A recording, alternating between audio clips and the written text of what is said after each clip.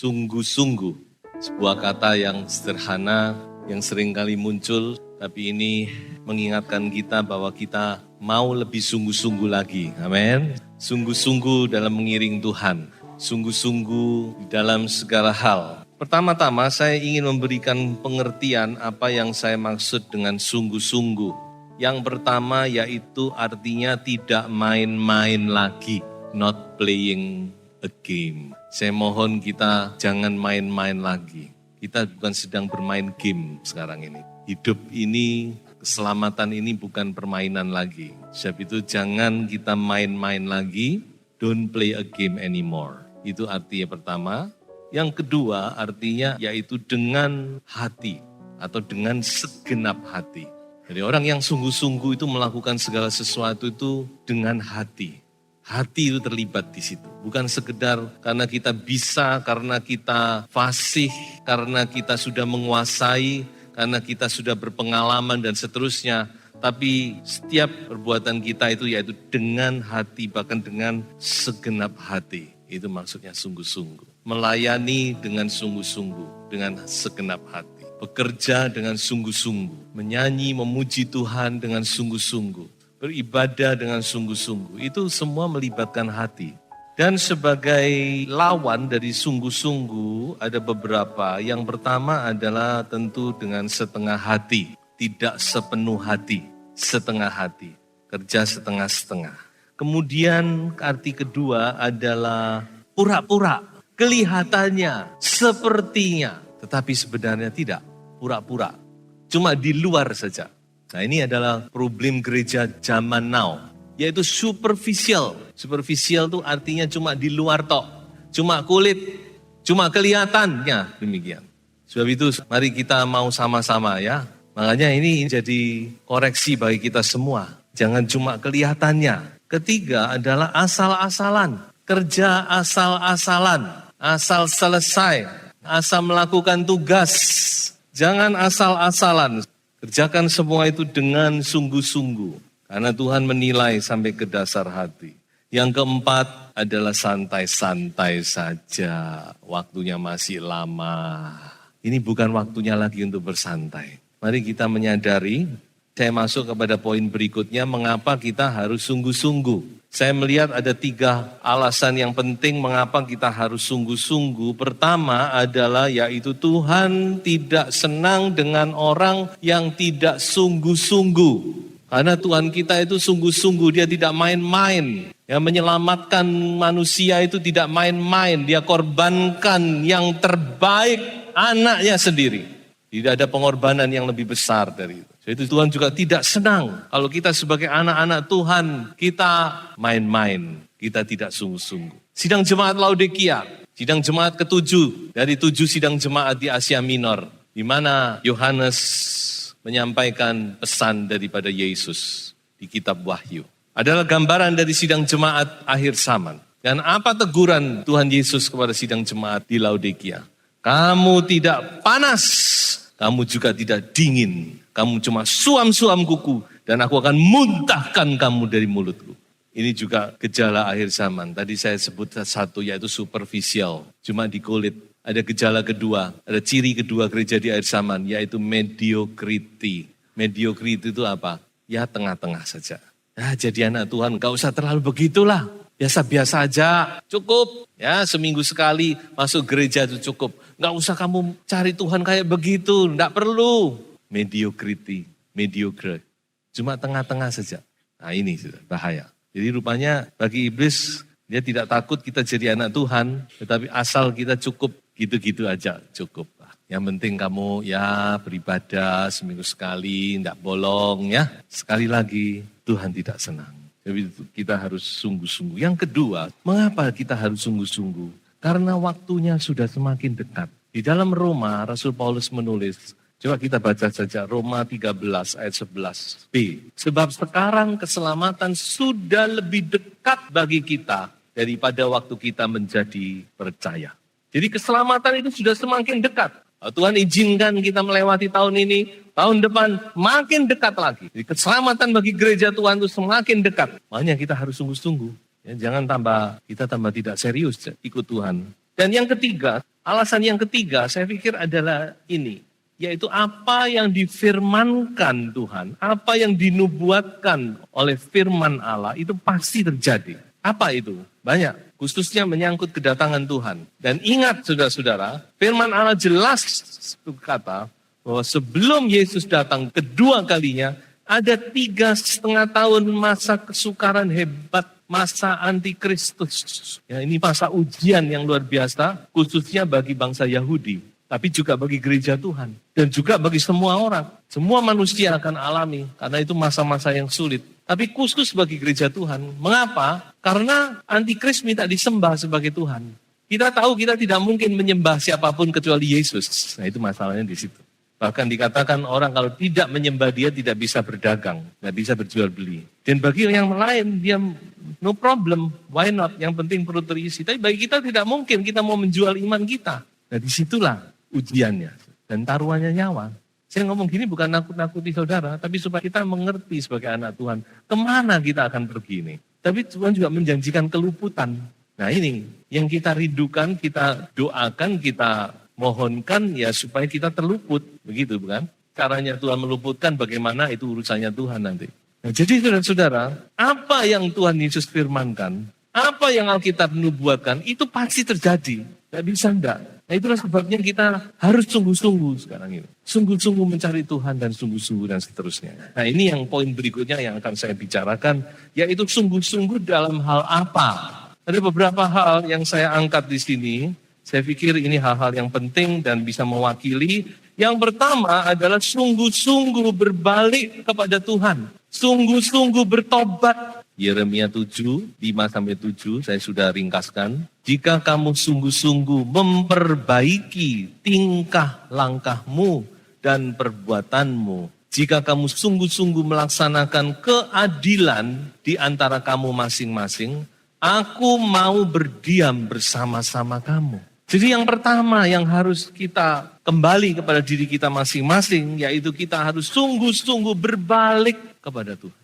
Sungguh-sungguh bertobat, meninggalkan hal-hal yang tidak berkenan kepada Tuhan. Dan saya rasa pertobatan yang paling hebat dalam sejarah mungkin bisa kita lihat di dalam kitab Yunus, saudara-saudara. Bagaimana orang Niniwe, dari raja sampai binatang, semua bertobat. Dan Tuhan luputkan mereka. Padahal Tuhan itu kalau sudah memberi keputusan, itu sudah ditok. Tapi toh Tuhan bisa ubah. Melihat pertobatan orang Niniwe yang notabene adalah bangsa yang paling ganas, yang paling jahat, yang paling kejam di dunia. Bangsa Asyur. Dalam sejarah tercatat sebagai bangsa yang paling kejam. Makanya kenapa kok Yunus marah sama Tuhan, ngambek sama Tuhan. Karena Yunus tidak mau mereka diselamatkan.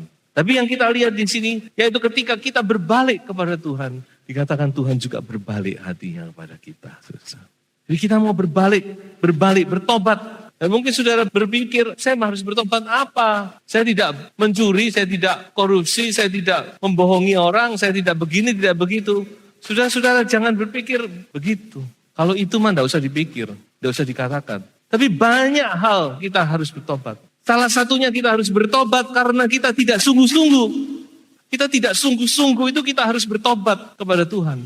Ampuni Tuhan, saya sudah tidak sungguh-sungguh kepadamu. Itu baru satu hal. Dan saya percaya kalau kita mau sungguh-sungguh berbalik, Tuhan akan memberitahu apa yang perlu kita perbaiki dalam hidup kita.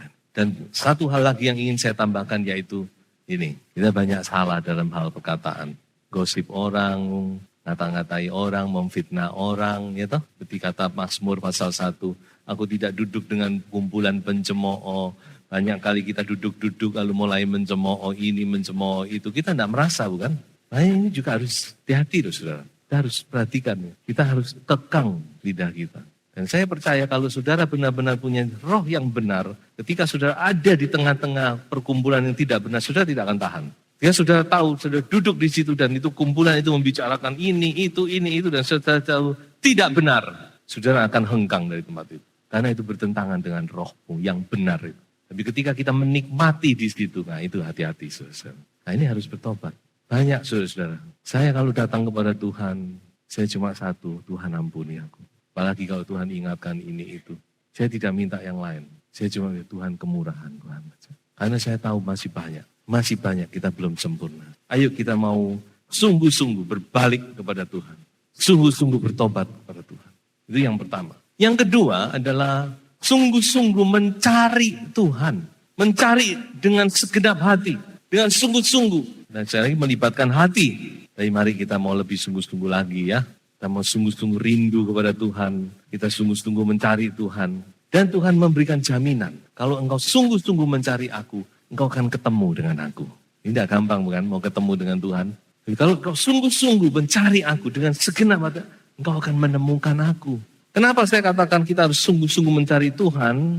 Karena Tuhan punya keberatan. Dan itu sudah Tuhan nyatakan kepada bangsa Israel. Apa keberatan Tuhan? Yaitu umat Tuhan cuma mencari, mendekat dengan bibir, dengan mulut.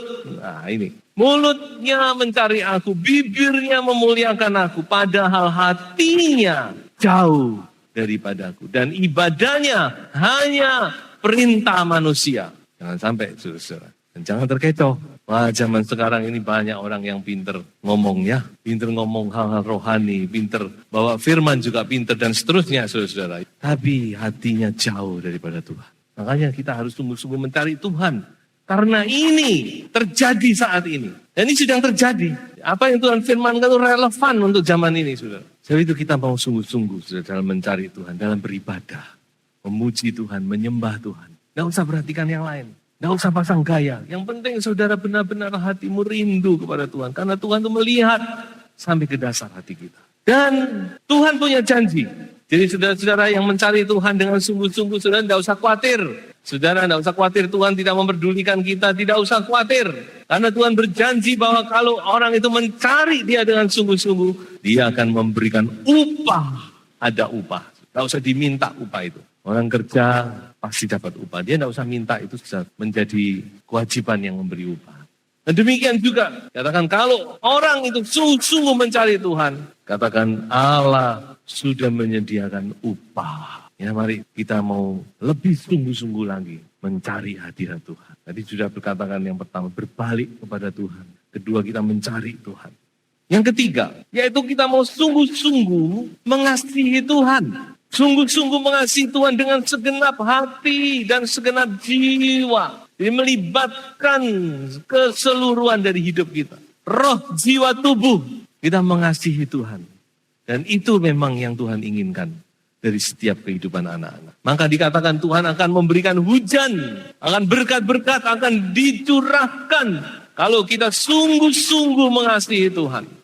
Ya memang mengasihi itu kan masalah di dalam. Tidak bisa tahu. Saudara bisa melihat saya mengasihi Tuhan apa tidak, saudara tidak bisa tahu. Sebenarnya yang bisa tahu cuma Tuhan dan kita sendiri. Dan saya melihat bahwa ada beberapa ciri kalau orang itu mengasihi Tuhan. Ada 3 ciri. Nah ini bisa menjadi koreksi bagi diri kita sendiri. Yang pertama, orang itu pasti mengasihi firman. Jadi kita bisa melihat, mengukur diri kita. Kasih kita kepada Tuhan itu dari apakah kita mengasihi firman Tuhan apa enggak. Karena orang yang mengasihi Tuhan itu pasti mengasihi firman. Seperti Mazmur kata, jiwaku hancur, hatiku hancur. Bukan hancur karena dikejar-kejar hutang, bukan saudara-saudara ya. Hancur karena sakit tidak sembuh-sembuh, tidak. Tapi jiwaku hancur karena aku merindukan firman-Mu. Sampai begitu loh Mazmur. Jiwanya hancur karena dia rindu kepada firman Tuhan. Pernah saudara hancur karena rindu firman? Kalau saudara pernah, saudara adalah salah satu orang yang mengasihi Tuhan. Saking rindunya kepada firman, sampai dia katakan, aku rindu, hatiku hancur, jiwaku hancur karena rindu. Nah ini ciri yang pertama.